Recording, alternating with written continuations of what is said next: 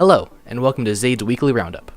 So, the first big news story just came out today. It's the Avengers 4 trailer.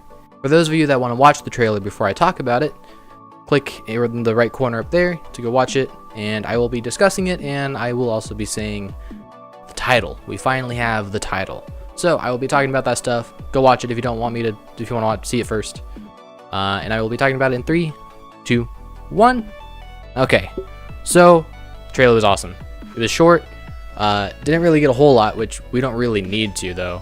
The title of the new Avengers movie is Avengers Endgame, which, as soon as Doctor Strange says that in Avengers Infinity War, tons of people were thinking that was going to be the name of the movie, and even the Russo brothers, the directors, they kept putting down rumors saying that, oh, that's not what it is, this isn't what it is, blah, blah, blah. But it came out, and it is Endgame.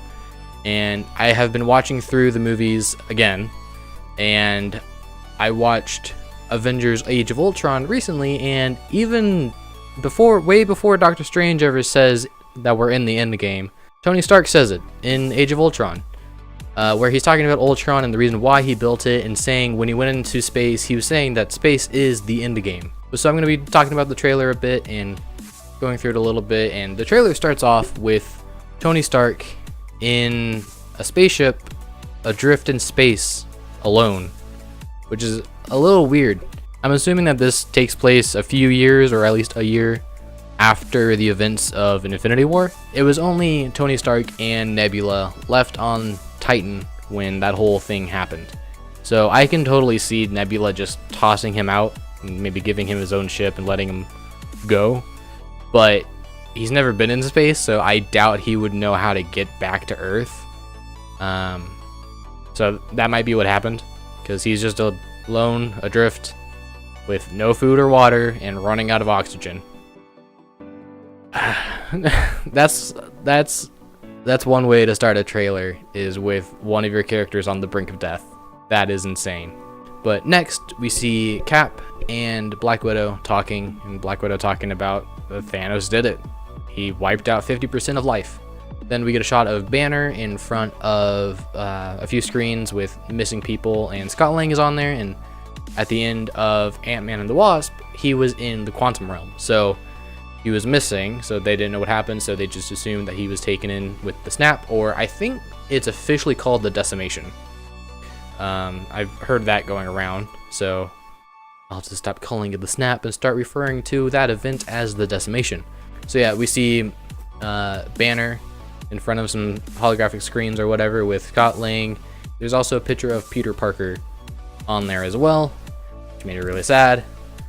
Oh, I also skipped it, but the Marvel Studios logo, when that showed up, oh, dude. The way they had that fade out with the dust, that hit, man. That hit hard. So, this movie's going to be insane.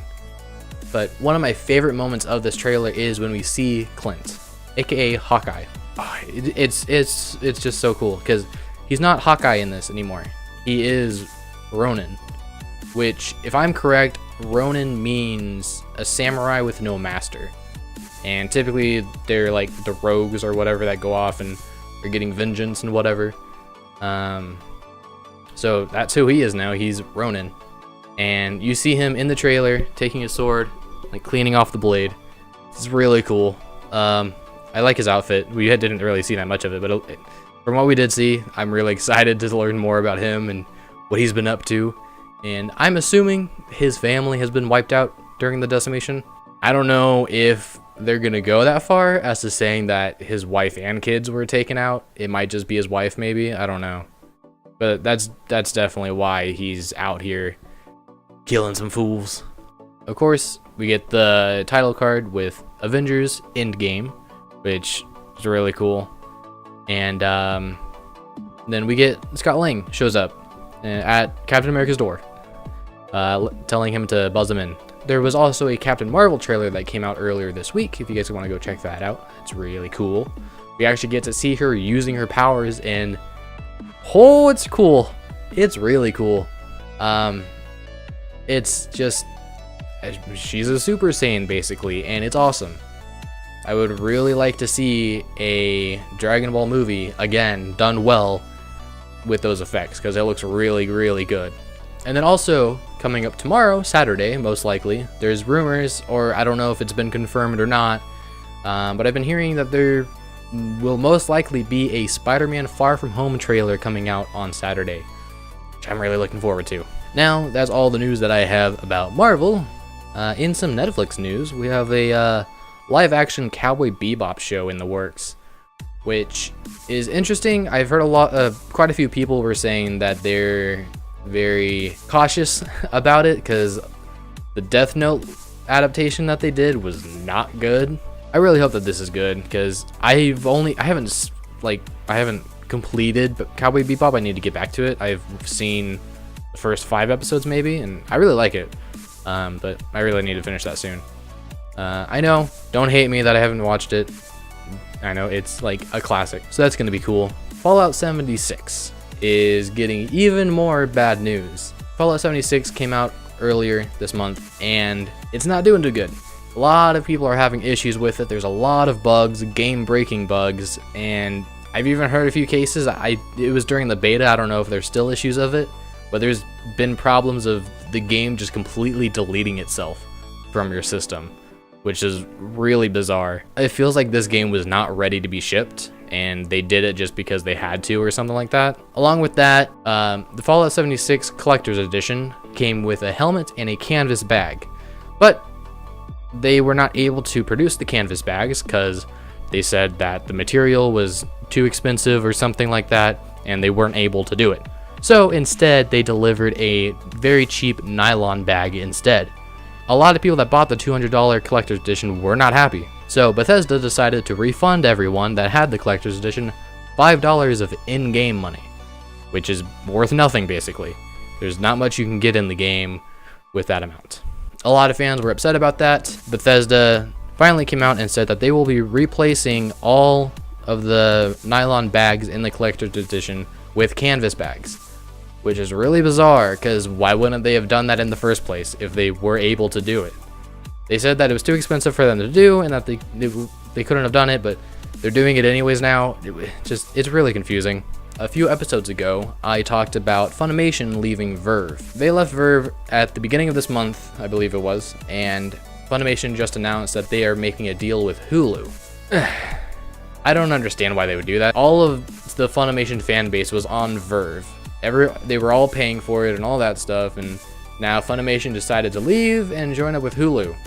And I don't know why. That doesn't make any sense. Hulu is like a popular television site, but they don't have a lot of anime shows on there, which is understandably why Hulu would want Funimation.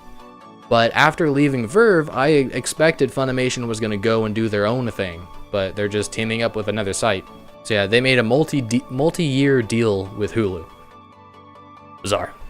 So we have some more Netflix news. The television show Friends was going to leave Netflix on January 1st. With the amount of people that went to Twitter and social media saying that they wanted to keep Friends on there, saying that they wanted to watch Friends at the beginning of the year, having a year with no friends. Which sounds weird saying it like that, but the show, Friends. So Netflix announced that Friends will continue to be on their service. My link isn't working for the website, but I believe that they said that it was like $100 million in order to keep Friends on their service, which is insane. It's cool for the people that enjoy watching Friends. I haven't watched it. I've seen like a few episodes when it was on TV here and there. But yeah, so that's cool for the people that enjoy watching it. They get to continue watching it. Even more Netflix news, something really cool.